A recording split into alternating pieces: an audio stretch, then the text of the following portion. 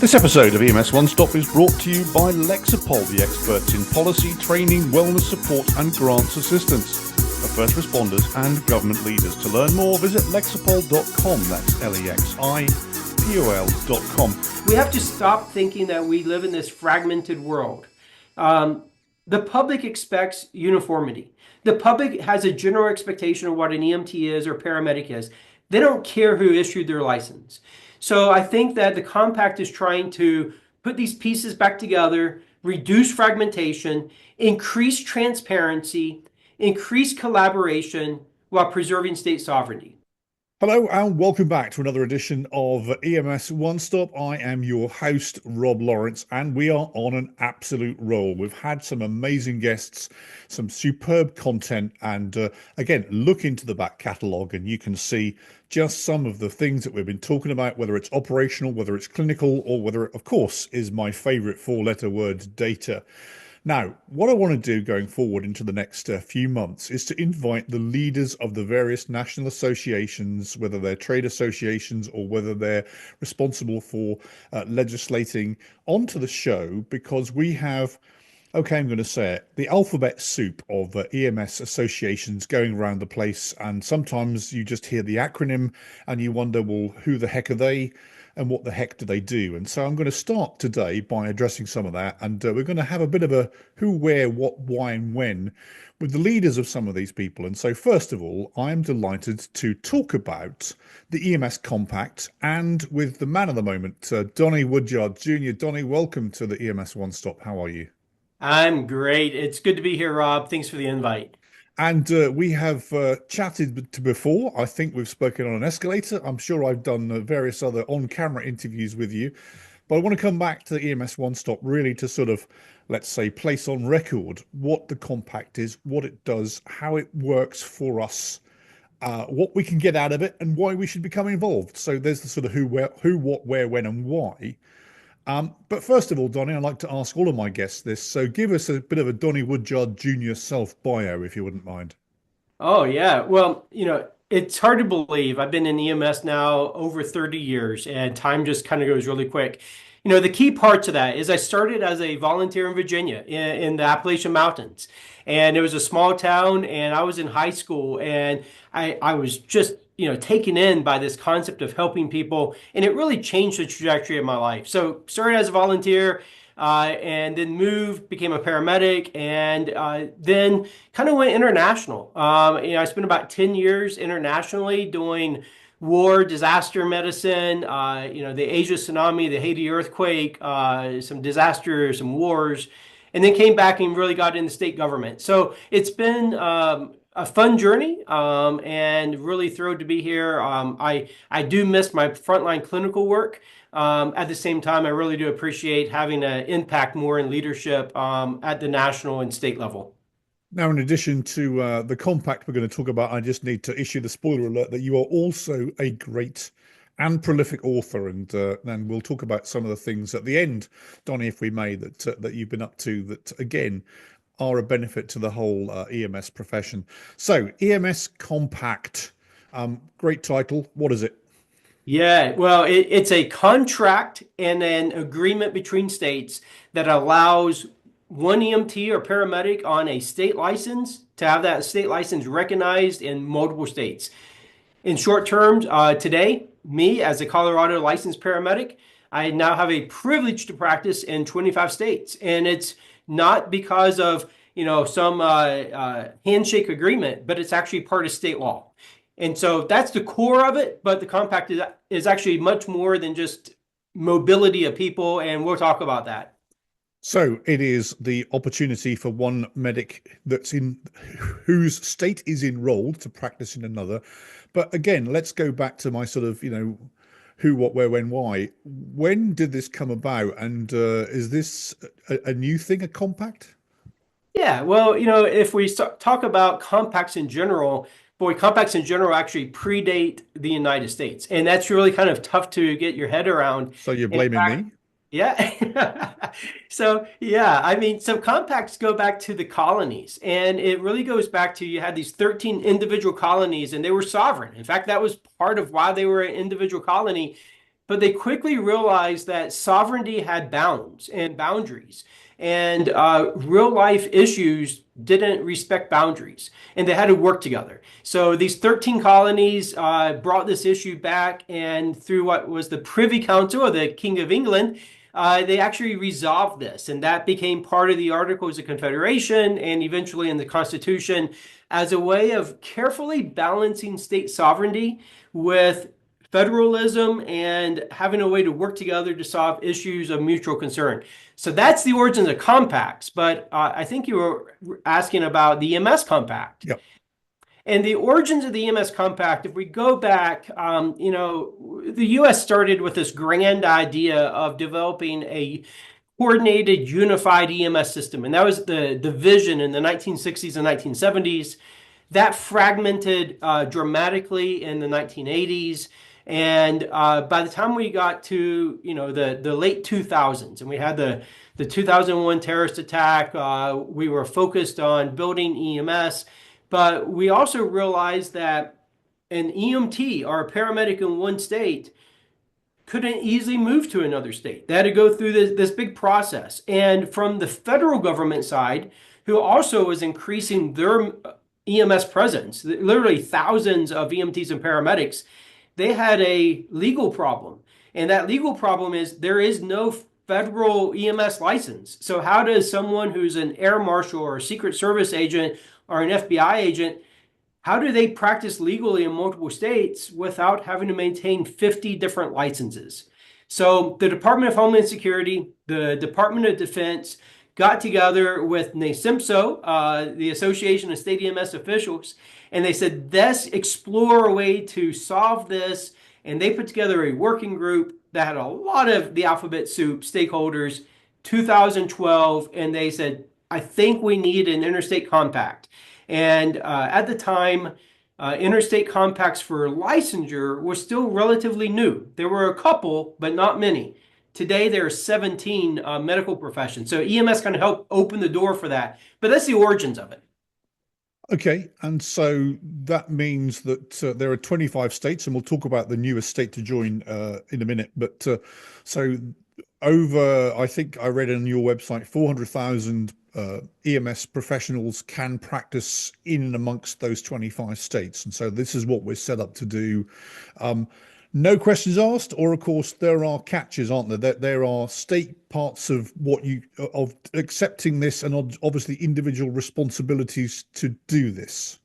Oh, absolutely. So the law provides the foundation for everyone who's licensed in one of the states to practice in another state. But there are a few caveats. And the first is you have to have an unrestricted license. So if your license is restricted for any reason, if you're on probation or if you've had a discipline action, then that generally disqualifies you from this practice. The other thing that is in place is that personal responsibility. Frequently, I talk about another compact that is lesser known but widely used, and that's the driver's license compact. And the driver's license compact really operates very similar to the EMS compact. So you have a privilege to drive in other states based on a driver's license issued by your home state. And when you drive in another state, you are accountable to the laws of that state. You have to make sure that the car you're driving has insurance, you follow the speed limit. And it's the same with the EMS Compact. So yes, you have that privilege, but you have to make sure that you know the laws of the state you're going to. You have to be with an EMS agency. And then there's requirements for both the state and the individual. When the state passes the law, there's certain things the state has to do. Okay, so that's actually a great analogy. So I've got my Nevada driving license. I can go to Maine or Michigan or anywhere else and operate my vehicle there legally. But there's only 25 states in the compact. So we've just had wildfires over here in California. We've had the Eaton fire, the Palisades fire. We have, events going on all the time. And I know we've had strike teams coming in from all over the country. But what happens if you're not in one of those 25 states? And by the way, there is no compact in California, another topic coming up. But so how do we deal with emergencies? Yeah, so the compact actually was written with a part of the law that interfaces directly with another compact called EMAC. And so the Emergency Management Assistance Compact. So the EMS Compact was not designed as a disaster compact. EMAC was, but the EMS Compact was designed to augment and work with, like hand in glove with EMAC. So let me give a couple of examples. When you mention those big disaster events, when an event gets to that level, there's always either a governor or a presidential disaster declared, and that activates the Stafford Act, and that activates other federal resources and EMAC. And through EMAC, a state can say, we want these resources. And those resources can come through that compact of EMAC. However, in every disaster, there's a time period before the disaster and after the disaster where resources are needed. And the EMS Compact doesn't require a governor declaration. It doesn't require any official act. Just like your driver's license, it's valid 24/7. And so in that immediate time after a disaster, EMS Compact personnel can respond right away. And, in addition to disasters that have a declaration, actually many wildfires don't get that same declaration. And so the EMS Compact is really changing how EMS personnel are able to be utilized in wildfire by reducing the need for licensure in the states if they're coming from a compact state going to one. So again, wildfires. So if the governor declares an emergency order, so it's a state level, does that count because it's not federal? It does. How does that work? Okay. It does count. And really for EMAC, it comes down to the state requesting the resource. And Right. so Okay. that's a key difference in EMAC and the EMS Compact. So in EMAC, you have the state requesting, I want 50 EMTs and 5 ambulances and 10 paramedics. And the state requests that from another state. And then those resources are assembled and sent through that pipeline. The EMS Compact says you as an EMT or paramedic, you are immediately granted a privilege in another state as long as you are with an agency allowed to operate in the state. So it doesn't involve all those layers of government and government oversight required to activate EMAC or something like that. Now, are there risks and liabilities for having somebody come in, under an emergency declaration that isn't from a compact state? Are there things that those states that are receiving need to be aware of, and obviously the individual that's coming needs to be aware of? Oh, absolutely. So, one of the things that we've seen in a lot of disasters is the state gets overwhelmed and either they can't get all the resources they want through EMAC or they need other resources. And sometimes a governor will actually waive the requirement for licensure. And every time I hear that, and it happens more than what we would probably... Hang on, isn't that the same as saying a free-for-all then? It is. Oh, okay. Yeah. Right. It's a legal free-for-all. And, and I get it from the aspect of the governor wants to make sure that people can come in without bureaucracy and help, right? So it's done out of a position of need and wanting to do the right thing. But when you waive that requirement for licensure, you actually are removing essential elements of public protection and accountability. And so licensure is more than just paying a dollar and getting a sheet of paper. The licensure process is really designed for public protection. At the end of the day, the reason we have a license is to make sure that you have competency and you have morality that align with what the state says is appropriate for public protection. We do the competency check through National Registry. Morality check includes, fingerprint background checks and looking at your history. But when you waive that requirement, you lose that element of oversight. The other thing is the back-end accountability. While, no one wants to go after an EMT or paramedic in a disaster, but we have to remember that reality is reality. Sometimes bad things happen. And sometimes it's not just someone going after the EMT or paramedic. It could be the other way around. And part of licensure is a process to adjudicate that in a transparent, open way where you can get to the facts.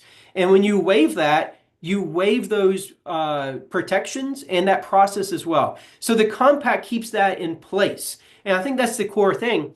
When you are part of the compact and you go from one state to another, disaster or everyday work event, you are protected. The licensure is portable. The liability protections are portable. That access to due process is maintained. So that's a real key part of the compact. Okay, before we go to the break, you mentioned the National Registry there, and obviously that's part and parcel of being a compact member, I think. Correct. So, and it's important to tease this out. Yeah. And so the National Registry is required at the state level for initial licensure from the day the state passes the law moving forward. Now, we know right now in the United States, 48 states mandate the use of the National Registry, right? But some of that is in state law in the 25 compact states. But in a number of states, it's just based on tradition or administrative code. So the compact puts that in law. It is absolute state law. You have to use National Registry from that date moving forward. Now, if you are licensed in a compact state, when they become a compact state, you're grandfathered in. And that's an important element that's for it. As an individual using your compact privilege, the compact does not require you to maintain National Registry, but we certainly encourage it if you have it. Okay, and there's a bit of an elephant in the room question, which I'm going to save, Donnie, for after the break. But for the moment, let's just have a quick message from our sponsor. Lexipol empowers first responders and public servants to best meet the needs of their residents safely and responsibly. Serving more than 2 million public safety and government professionals in over 8,000 agencies and municipalities, Lexipol offers a range of solutions that includes policies, training, behavioral health resources, news and analysis, and grant assistance services for law enforcement, fire and rescue, EMS, local government, and other agencies dedicated to public safety. To learn more, visit lexipol.com. That's LEXIPOL.com. And we're back. And don't forget that EMS One-Stop is not only on YouTube, it's also on wherever you get your podcast, in fact. So we're on audio and we're on video. And as I always say, if you watch us on YouTube, I always insert charts, graphs, slides, visuals, etc., just to sort of help tell the story that we're trying to tell. It turns into the webinar you didn't know you needed. So if you're listening to us over on Apple, have a look at YouTube for a second and you can not only see us, but actually see what we're talking about. And so don't forget to like and subscribe. We're here with Donnie Woodyard Jr. We're talking about the EMS Compact. It's part of the series that I hope to bring to you all, where we just do a quick explainer and a dive into the various national associations that sit in and around our profession. So before the break, Donnie, we talked about the compact itself. There are 25 states. There were 24 until very, very recently. A new state joined. Who are they? And of course, in order to get to that membership status, what hoops do they have to jump through? Yeah, well, Arkansas governor just signed the law. So Arkansas is our 25th state, and we are thrilled about that. Arkansas was kind of unique in the fact that they were completely surrounded by compact states, and all their borders were by compact states. And so how do you become a member of the compact? How do you get in that club per se? Well, the compact is a government entity. It's a government body, and it requires the state to actually pass a piece of legislation. And it's a unique type of legislation, and it's called model legislation. And this is for all the compacts that are out there. And literally in the United States, there are hundreds of compacts, Rob. Everything from water through airports, all kinds of compacts. But as I mentioned earlier, I just have to jump in there. I've done my homework, Donnie, and I looked at just randomly the massage compact. So a masseuse can work equally in Virginia as they can in Montana, and of course in Nevada and Las Vegas. So compacts for everything, compacts for every profession. Sorry, do carry on. That's so true. Well, in fact, I often say compacts are that secret layer of government that we never knew about that allows us to enjoy life. I mean, you already mentioned driver's license compact and massage compact, but there's insurance compacts and education compacts, all kinds of compacts. But the compact itself is a contract between the states.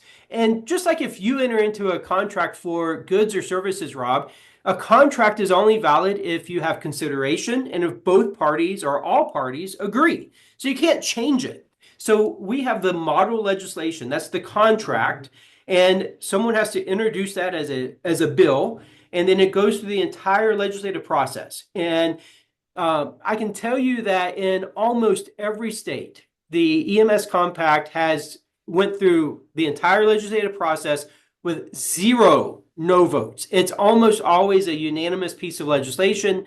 Then it's signed as state law by the governor. And because compacts are this unique, powerful type of state law, they actually supersede any other state law that could be in conflict with them when they're passed. So that's how you become a compact state. Because we're a government body, it's important that there are on-the-ground people who are doing the lobbying and the advocacy. It's really the stakeholders that gets the law over the hump and passed in any given state. Okay, so let's do a little bit of EMS acronym explanation. We both know we're guilty of this right across the entire profession. So, of course, you're talking about REPLICA. Yes. What is REPLICA? So again, it's a replica state.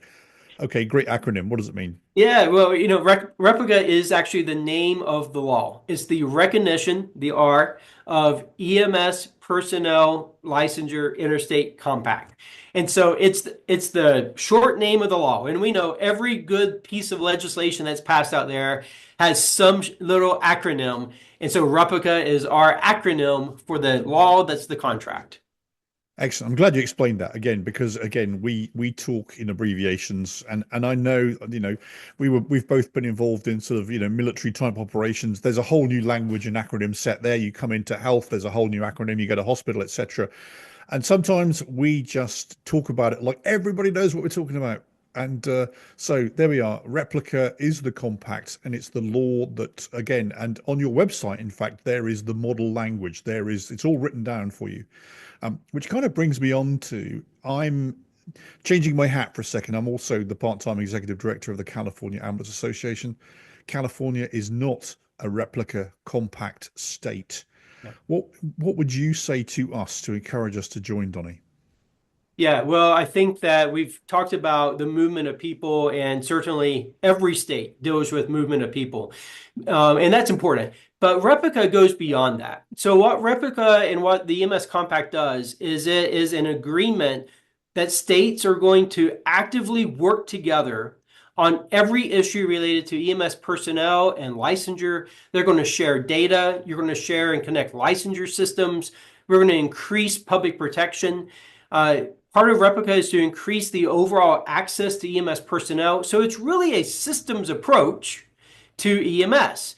And it's really the modern approach to combat the fragmentation that happened to our industry. As far as joining REPLICA and joining the compact, there's a few things the state has to agree to, and that's in the contract. You have to use National Registry for initial licensure at EMT and paramedic level, and that's from the date moving forward. You have to do fingerprint-based criminal history checks. That's non-negotiable. Every EMT and paramedic in the United States should go through a fingerprint background check. Babysitters have to do it. Teachers have to do it. EMS personnel absolutely should do it. So if a state doesn't have that in place, they have to get that in place. And then beyond that, the state has to agree to the terms of the contract. And that is, I'm going to recognize your personnel and you're going to recognize mine. There's no time limit on that. You have increased accountability access, so you don't lose your sovereignty. And those are the core requirements. And from that point forward, it takes a stakeholder group that will actually get the bill to a legislator and go through the legislative process. Excellent. Thank you for that. So if you are not one of the 25 states that are involved, snip that bit out and add that to your to-do list. I'm certainly going to add that to my left coast to-do list. So I mentioned an elephant in the room. Obviously, there's a lot of politics. It's that season where bills are going through. I'm in California, involved totally in legislation right now, getting bills through. Our colleagues in North Carolina, and just to give them some kudos, first of all, I spent a lot of time working with our colleagues in North Carolina.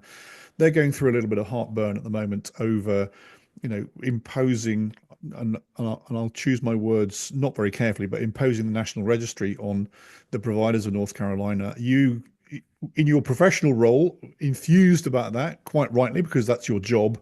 I think you got a little bit of a hard time in social media. I know other friends opined, hey, Donnie's just doing his job, leave him alone. But I want to give you the right of reply. Obviously, there's an issue there. We don't want to get involved in politics and state politics, but Yeah. I want to give you the right of reply, Donnie. Hey, I appreciate that. Yeah, so a bill was introduced in North Carolina that would fundamentally require the state to sunset their state-only exam, which is a part of tradition, and utilize the National Registry. Now, and I noted in, I think, some of my social media responses, I thought the bill as presented needed some amendments and needed to be changed and needed to grandfather people in. But at the core, Rob, both professionally and personally, I believe it's important that EMS has a unified approach to the profession, and that every EMT and paramedic moving forward should take the National Registry exam at the EMT and paramedic levels. I mean, I think that's just good for the profession.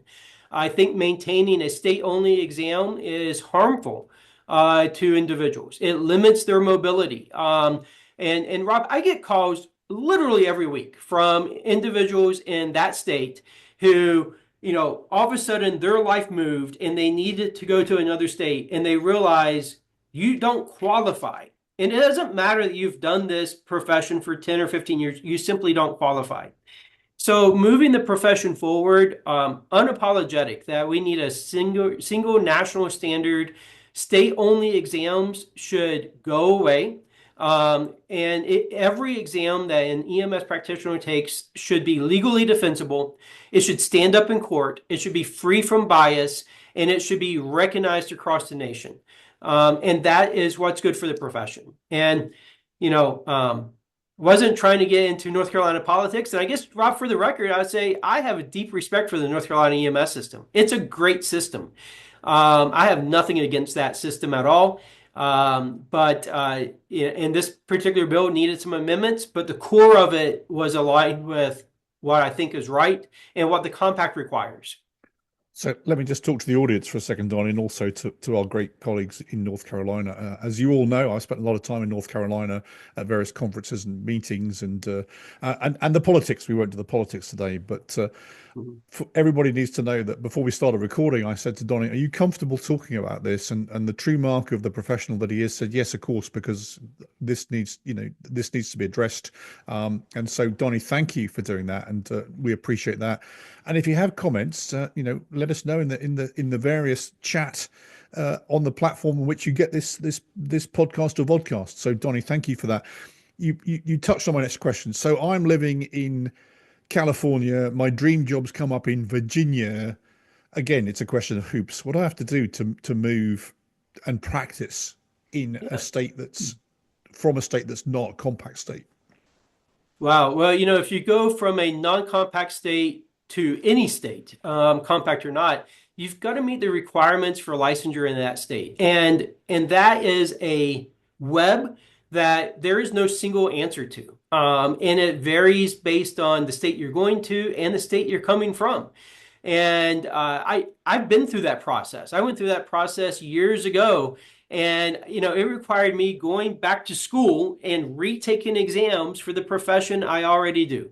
And it delayed me by months. And if, what I see, Rob, is that people who are faced with that, many of them just leave the profession and they walk away. EMS has the highest attrition rate of any medical profession that's being tracked out there, 5 times that of nursing.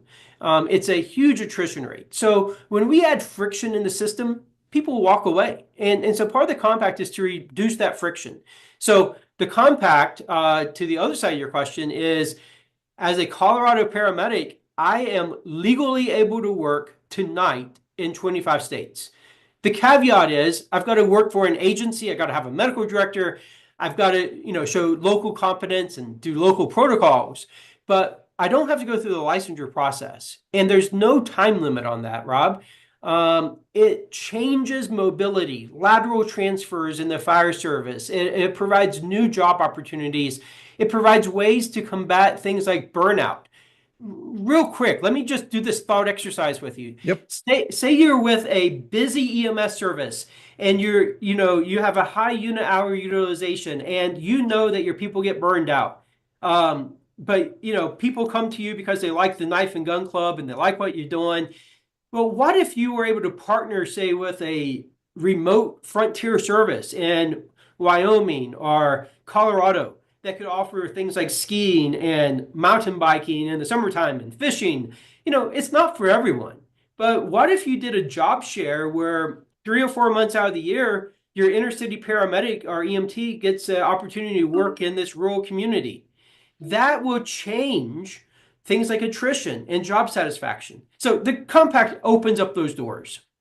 And I think you've made some excellent points. We've spent a lot of time on this podcast, on other podcasts, in associations talking about recruiting and retention. And this is another point to retaining somebody. I don't want to work here in this state anymore, but I do like the palm trees of Palm Beach. Let's go there. And of course, this is one of those things we need to sort out. So getting near the end, though, there's a couple more things I want to discuss with you that are sort of hidden within the compact. And one is the Interstate Commission for EMS Personnel Practice. And the other one is the National EMS-coordinated database, yet more subparts. So where do they fit into the grand scheme of things? Yeah, hey, real quick on that. The commission itself is the government body. So every compact out there is governed by a governmental commission. That's the government body. It's not an association. It's not a nonprofit. It's a government body. And it's charged with regulating everything within the contract. That's the compact. For EMS, it's the Interstate Commission for EMS Personnel Practice. Now, here's a unique little caveat. Because there is no federal regulatory office for EMS Personnel Practice, the commission, because it's now established by 25 states, is the highest regulatory body for EMS licensure in the United States. And that commission works together with governor-appointed commissioners. Each state gets one. They're the official vote. They represent the state. And that commission can do administrative rules. They have rulemaking authority. And they operate the governance of the compact. That's who I work for. So that's the commission. Then the database. The database is actually so important for both compact and I would say non-compact states. So Rob, we're in 2025. And if I ask a simple question, how many EMTs or paramedics do we have in the United States? Literally, no one knows. Well, that's the EMS Counts Act, and that's politics, and that'll be another show. But no, I agree. We have no idea. We know from NEMSIS there are something like 15,000 licensed EMS agencies delivering 50 million calls. We don't know how many providers are delivering those calls. And so that's where this coordinated database gets in, because just like your driver's license, when you use it in another state, there's that hidden mechanism that police officer in the other state can use to actually say that your California license is valid. Well, that's how the EMS Compact database works. It deduplicates all the licensure data from all the states that are part of the compact. And it links, I'm licensed in multiple states. No one knew that before the compact, only me. Now the compact knows that I'm licensed in Colorado and I'm licensed in Virginia and I'm licensed in Ohio. So it links all that together. And so it answers that question of how many people do we have deduplicated and where are they at? It also allows us to do things like national security planning. How do we plan for a national security workforce event? Because we have to know how many people we have that are workforce ready. The compact has those key questions. Then Rob, the other thing the database does is on the public protection side, it ensures that any discipline that happens, and EMS is wonderful, Rob. We have great people. But in every profession, there's a small amount of people who are the troublemakers, right? And so what the compact database does is if you are revoked or restricted in one state, that is reported to this database. All the other states knows that immediately. State sovereignty says they can make their own decision if you work there or not on a license. Your compact privilege is revoked and visibility is increased. So it actually increases our overall professionalism, and it allows us to be better disaster ready, and it provides us insights to our profession that for 50 years we never knew. Donnie, thank you for that. I'm going to ask the question I ask every guest at the end of every vodcast. Is there anything I've forgotten to ask you or anything else you need to tell us? Yeah, Rob, I think, as we progress with both the compact and our EMS system, there's some key things there. One is, I think, fragmentation and this sense that, my EMS system is fundamentally different than your system. I think that's a misnomer of the past. I think that was true in 1970. I don't think that's true in 2025. And the truth is that, one EMS system in Virginia is very, very similar to an EMS system in California or Colorado. We have to stop thinking that we live in this fragmented world. The public expects uniformity. The public has a general expectation of what an EMT is or paramedic is. They don't care who issued their license. So I think that the compact is trying to put these pieces back together, reduce fragmentation, increase transparency, increase collaboration while preserving state sovereignty. And if anyone ever has questions, reach out. I mean, I try to be accessible, Rob. So find me on social media, find me through the compact website. Let's have a conversation. Even if we disagree, I welcome that. And let's together build an EMS system that we want for the next generation. Well, thank you for that. Now, before we go, I did tease this at the start. Of course, you've done our profession also a major service in some of the books that you've written. And the one that I have talked about the most up until now is your AI book, and a number of folk have said, what do you think about AI in EMS? I'm like, I've got just the book for you. And so that's chock full of references. And actually, what I love about that particular publication, and again, if you're watching, it's up on the screen, are the QR codes within it, so you can actually drill into the detail even more. But new book out, and it's on leadership, and I have to plug myself. I'm delighted, Donnie, to be honored to actually write a section for you there as well. But obviously, leadership is, again, you're on an EMS One vodcast. We've had the What Paramedics Want survey for the last couple of years. Leadership and leaders have taken a hell of a bashing, let's be honest. Obviously, your book really addresses some of these issues. So talk about the leadership book. Yeah, the leadership book actually came out of my experience with mentorship. And I realized that, man, all these different leaders have so much wisdom to share. And as I was getting kind of older in my EMS career, I look back on all the people that had impacted my life and all the mentors I had. And I was thinking, I wish there was some way to share their wisdom with everyone. And so that's kind of where this book came out of. And so I reached out mainly to a lot of my mentors and said, hey, would you write a chapter? And so they wrote a chapter, and I asked them just to put in your words, what would you tell a new leader? What advice would you give? What lessons have you learned? You can do that in the form of a letter or a chapter, but make it personal. So we have about 43 different perspectives, and that's captured into one book. Every chapter is someone's own story. And I just encourage people to read it. It's not meant to be the leadership guide per se. It's not a textbook, but it's stories and it's wisdom of people who actually walk the path. And I just think it's this incredible tapestry that I find encouraging. I obviously go back and even reread it myself when tough times come. I'm like, okay, how did my mentor go through this situation?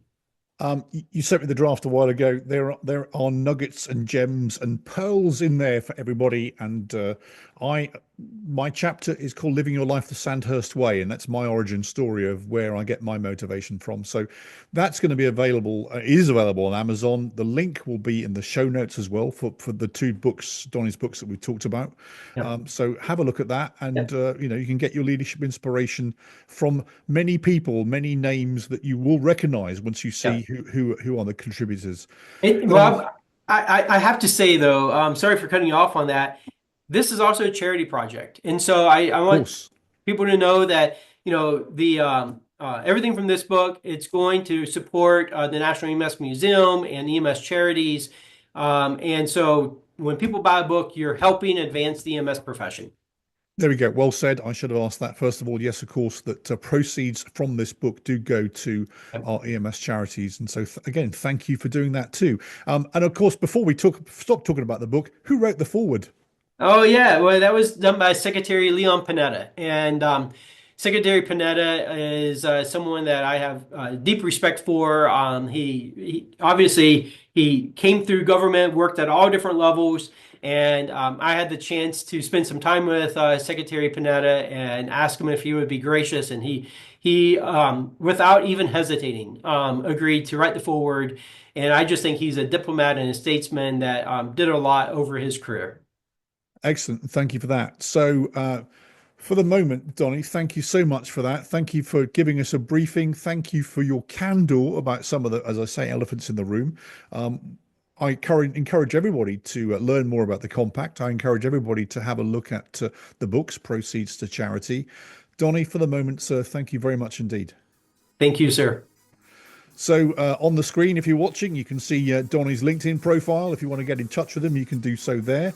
If you have any comments, please leave them in the notes section of wherever you get your podcast from. Please make sure that you like and subscribe. That was my first venture into national associations and getting them to explain themselves to us and possibly ask one or two difficult questions. That was another edition of EMS One-Stop. My thanks to my guest, Donnie Woodyard Jr. I've been Rob Lawrence. Until next time, see you later. Bye for now.